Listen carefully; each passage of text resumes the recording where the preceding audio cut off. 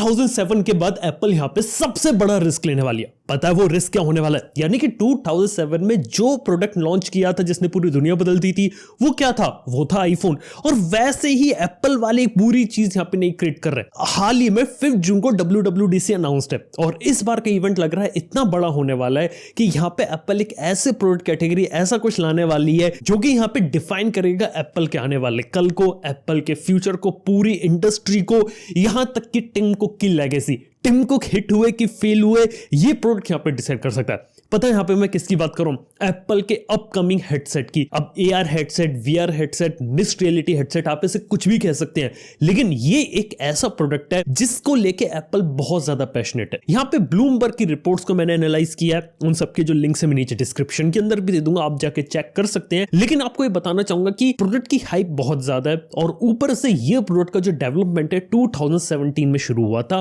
और तब से लेके एप्पल इसके अंदर काफी सारे रिवीजन कर चुकी है और फाइनली 2023 में से अनवील करने वाली है। अब देखा जाए तो ये टिम कुक के एरा में बनने वाला प्रोडक्ट होगा और ये प्रोडक्ट को कहा जा रहा है कि नेक्स्ट बिग थिंग होगा, जैसे आईफोन यहां पे रिवोल्यूशन लेके आता। लेकिन आपको एक बात बता देना चाहूंगा, आईफोन देखा तो एप्पल के लिए अभी भी प्रायोरिटी रहेगा और जो नया हेडसेट है आईफोन का रिप्लेसमेंट नहीं होगा। ये प्लेस किया जाएगा जैसा आपका आईपैड होता है, एप्पल वॉच होती है, एक स्टैंड अलोन डिवाइस के रूप में, जिसे एप्पल पुश करने की कोशिश करेगा, एक सेपरेट लाइन रखेगा। अब इसके अंदर पता है दिक्कत क्या? ये चीजें पिछले 10 सालों से यहां पे ट्राई कर रहे हैं। गूगल ने 10 साल पहले गूगल ग्लास के साथ सिमिलर कंसेप्ट ट्राई किया था और गूगल ग्लास अपने समय से आगे की टेक्नोलॉजी थी, लेकिन ये प्रोडक्ट यहां पे मार्केट में चला ही नहीं। अब ये प्रोडक्ट ऐसा है कि जो इंडस्ट्री डिफाइन होगा, यहां तक कि देखा है तो गूगल और सैमसंग भी इसको क्लोजली देखेंगे और यहां पे कुछ एनालिस्ट का ये भी कहना है कि पूरी इंडस्ट्री इसको इतने क्लोजली से ऑब्जर्व कर रही कि वो देखना चाहती कि एप्पल इसे करती क्या और कैसे करती, ताकि वो चीजें ये रेप्लिकेट कर सके।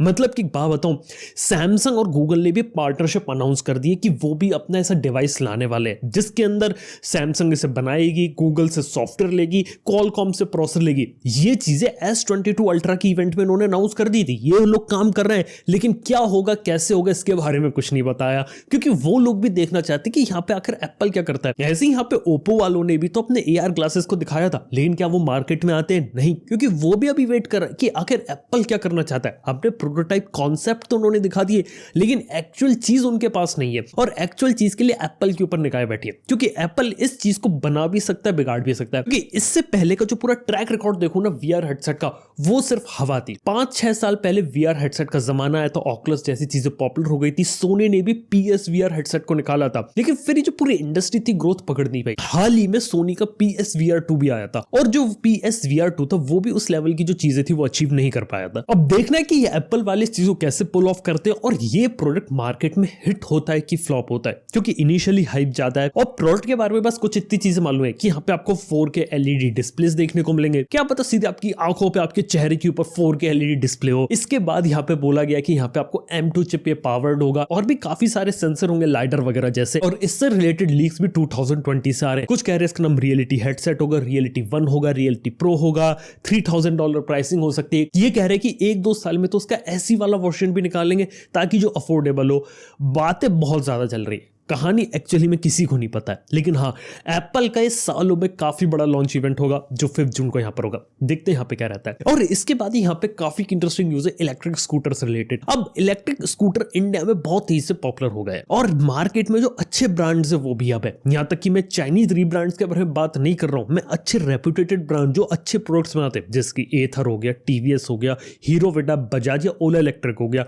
ये 5 ऐसी कंपनी जो एक्चुअली में अच्छा काम करती हैं। लेकिन अभी क्या था कि इन कंपनी ने डिस्काउंट दे के अपने प्रोडक्ट्स को मार्केट के अंदर लेकर आई और इनके काफी ज्यादा तेजी से पॉपुलर हो गए और लोग भी इन्हें अडॉप्ट करना चाहते हैं, क्योंकि प्राइस पॉइंट अब देखो ऐसा हो गया कि लोग अब उसको वहां तक अफोर्ड कर सकते हैं उन चीजों को। लेकिन अब कहानी में ट्विस्ट यह है कि गवर्नमेंट ने जो सब्सिडी देती है, यानी कि central government fame 2 subsidy provide करती थी, उसको कम कर दिया। यहां तक कि अब जो सब्सिडी का अमाउंट अब इतना कम हो गया कि काफी सारी कंपनीज जून के महीने में अपने प्राइसिंग को इंक्रीज करने वाली है। सिंपल सी बात है कि अगर आप जून के महीने में इलेक्ट्रिक स्कूटर अपकमिंग लेने का सोच रहे रहे हो, मैं कहूंगा कि अभी मत लो, कीमतें ज्यादा हो रही हैं, ज्यादा कीमत के हिसाब से स्कूटर्स बिल्कुल भी वर्थ इट नहीं है। एक एग्जांपल लूं, सिंपल वन ने अपना इलेक्ट्रिक स्कूटर यहाँ पे लेके आई 1,45,000 का, और वो स्कूटर उस प्राइस पॉइंट पे वो भी वर्थ इट नहीं है। मैं कहूंगा कि उसको और बाकी लोगों को थोड़ा टाइम दो, धीरे धीरे और लोकलाइजेशन करेंगे, सेल वगैरह इंडिया में बनाएंगे, उसके बाद कीमतों में थोड़ा ड्रॉप आपको देखने को मिलेगा और उसके बाद जाके आप ले सकते हैं। मतलब सिंपल सी बात ये रहती है कि जब प्रोडक्ट महंगा होता है इनिशियली तो सेल गिरती है और उससे निपटने के लिए कंपनी डिस्काउंट ऑफर्स देती है,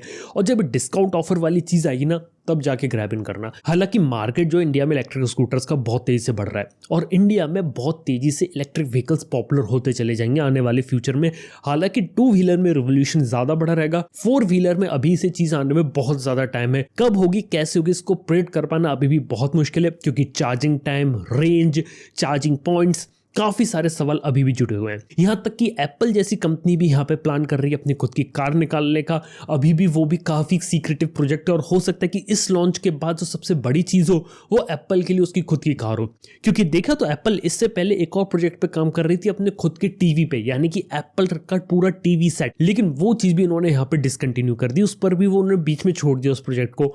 लेकिन अब देखना कि आगे कहानी क्या चलती है। ऐसे ही टेस्ला गाड़ी भी अब इंडिया में आने वाली है, लेकिन हाँ मैं आपको बता सकता हूँ कि हाल फिलहाल नहीं है कि इंडिया में आने में अभी टेस्ला कार को कुछ साल लगेंगे, और तब तक इंडिया में प्लांट बनाएंगे, असेंबलिंग वगैरह करेंगे, ऊपर से एक नई गाड़ी भी लॉन्च करेंगे, उसको वो लोग इंडिया में लॉन्च करेंगे। और कार इतनी सस्ती भी नहीं होने वाली, 20-25 लाख के तो ऊपर की कार होगी, वो इतनी सस्ती नहीं होगी, क्योंकि टेस्ला एक प्रीमियम ब्रांड है, प्रीमियम फीचर के साथ आता है, इसलिए वो कार को यहाँ पे लेकर आएंगे। देखते हैं यह जो इलेक्ट्रिक व्हीकल का रिवोल्यूशन इंडिया में कहां जाता है। 2 व्हीलर तो बहुत अच्छा कर रहे हैं, 4 व्हीलर में टेस्ला के आने के बाद कुछ चेंजेस होते कि नहीं होते। और शायद अगर एप्पल वाले अपनी कार ले तो इंडिया में अगर एप्पल अपनी कार लाता वो भी बाहर से इंपोर्ट करके, तो कीमत पता नहीं कितनी होगी, तो आप लोग ही बताइए नीचे कमेंट में। और इसी के साथ ही 5G रिलेटेड एक छोटा सा अपडेट है मेरे पास, और वो ये है कि 5G के इंडिया में जो साइट्स होती है, यानी कि जो टावर होते हैं, पूरे 2 लाख कंप्लीट हो चुके हैं। यानी कि पूरे इंडिया में इस समय 2 लाख एग्जिस्टिंग टावर्स थे जो कि आपके 5G पे ऑलरेडी अपग्रेड हो चुके हैं। ये बहुत सही चीज है, यानी कि कहां अक्टूबर के महीने में शुरू हुआ था और 1 साल से कम में हम इस चीज को अचीव कर लिया है। लेकिन ये चीज मैं देख रहा हूं कि 5G का पेनिट्रेशन इंडिया में बहुत तेजी से हो रहा है और काफी सारे लोग फ्री में 5G को एंजॉय कर रहे हैं। इसके साथ ही एक और इंटरेस्टिंग न्यूज यहां पर यह है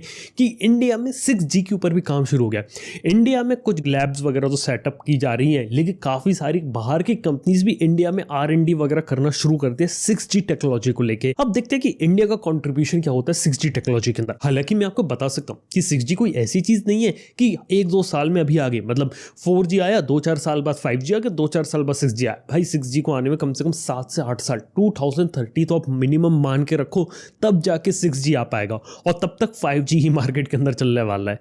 देखते हैं क्या होती है आगे की कहानी। तो दोस्तों ये थी यहाँ पे कुछ interesting tech news. By the way आप लोग नीचे कमेंट में अपना ओपिनियन जरूर दीजिएगा कि एप्पल जो अभी तक का सबसे बड़ा बिगेस्ट रिस्क ले रही है, ये उसके लिए यहाँ पर कैसा रहेगा, ये बात नीचे कमेंट बताना भूलना। थैंक यू वीडियो देखने के लिए, मैं आपसे मिलता हूँ नेक्स्ट वन के अंदर। Good bye.